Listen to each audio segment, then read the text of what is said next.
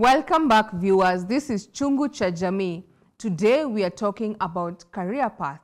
On the show, I have Madam Mercy, who is helping us to understand more about what we choose on our career, how to choose it, what affects us, what is the way forward if your grades are not attaining what you wanted to achieve. Let's continue. So, Madam Mercy, before we went on a break, you're talking about discipline as being the core value of everything that we do and everywhere we go. That has got me thinking, like you've said, the Form 4 Living Certificate. When you're going to work, you have recommendation letters. And lately, when you're also choosing, I don't know if you have this in schools, but when you're looking for a job, depending with the company that you're applying for, some ask for good conduct. Yes. Good conduct for the Kenya law, it's wanting to know your character, your behavior. Are you wanted? Are you a lawmaker or a lawbreaker? So do you have them in school? For the college, maybe yes. For the employees, when they are coming, we need to see their good conduct, certificate of good conduct. But for the students, we are just interested in the high school, how they behaved in high school. Yes. So when you're talking to the students, do you also guide them and show and remind them that you've come in as a good student? If you walk out as a bad student because of peer pressure, mark you, your friend who is going to influence you, you're not going to work with him or her. You're not going to be with them for the rest of your life. Maybe by the end of the day, once you're done with your purpose in this school, you might not even see them again. Yeah. When you're talking to them, what do you tell them? Yes. So every time when we are doing orientation of the new students, I am so categorical. Actually, I usually tell them, remember, you came through that gate alone. As you entered Mahanaim, you came alone. And you leave this gate alone. You will hustle alone, not your friend. And maybe even your friend, their background is different from your background. Maybe your parent is not struggling, or their parents are struggling and your parent is not struggling. And at the end of it all, when I send you from school, maybe you are the hope. You are the hope of that family. True. And because of your behavior, I'll send you from school. What will happen to your family? So you should always think about the consequences of everything you do. I tell them, think about the consequences. Everything you do will have consequences in your life. Everything we do has a consequences. And I like the fact that when you're doing orientation, that you talk to them in that perspective, because with this generation we are in, you'll find that mostly we are told, growing up, even me, I've had that. Those who have ears, you should hear. True. Because we are told, we ignore, then later we come to say, I was told, I wish I knew. How do we deal with I wish I knew as a student? Because we'll have that. Yeah. Who are you going to blame? Of course, you. You'll blame yourself because... But you'll have people who blame their friends. No, blame your friends, blame family, society. Yes. Because now that we are talking about also career, when you are learning, maybe you said you wanted to be a doctor, then you realized you're an introvert person and chose the IT world. Maybe I want IT, but my parents want me to be a lawyer, and I'm not even thinking of that because, well, it is not in my character. Not that lawyers are liars, but yes, in the court of law, you're told until you're proven guilty, you are allowed to justify yourself with proofs, of course.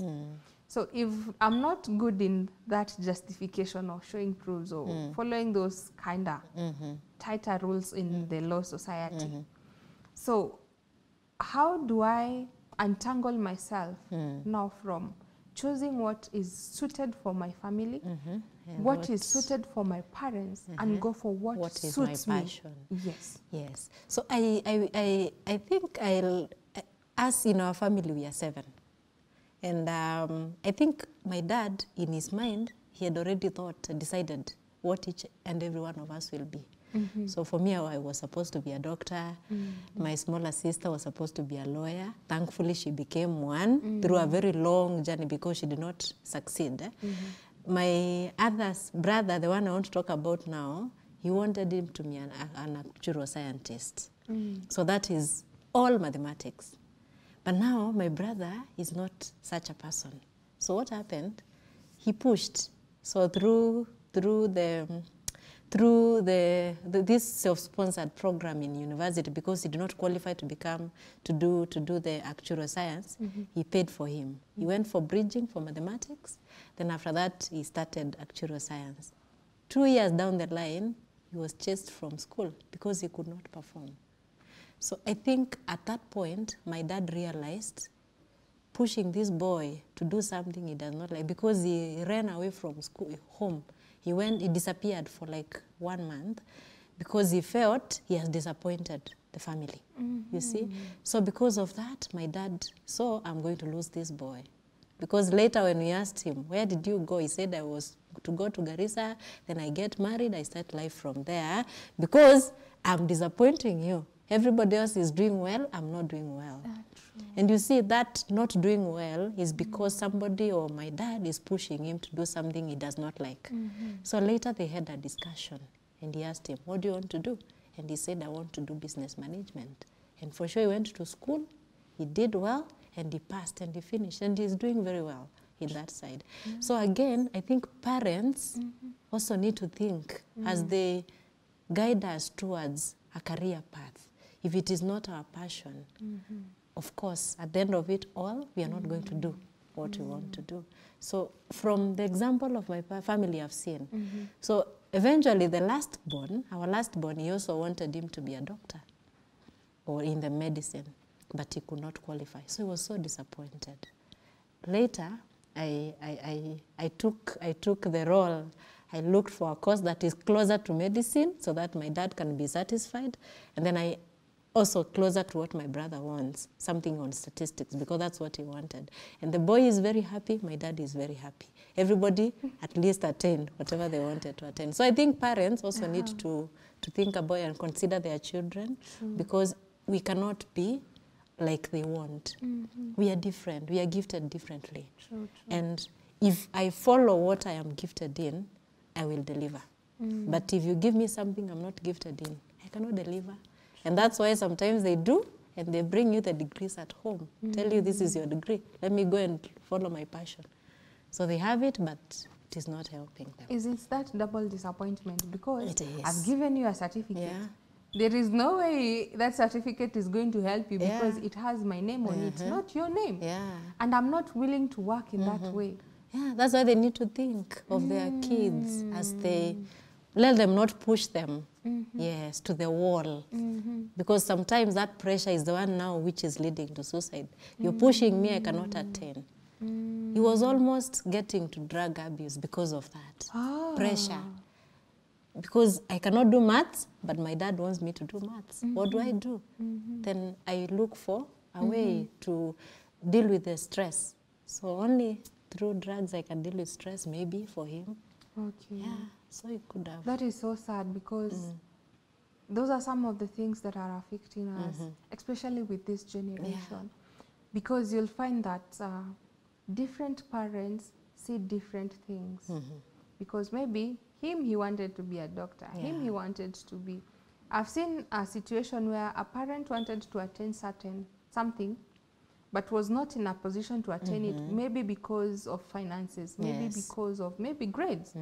And now thinks that since I did not achieve it, I'll make my son or my daughter to achieve it on my behalf, and push you to that extent.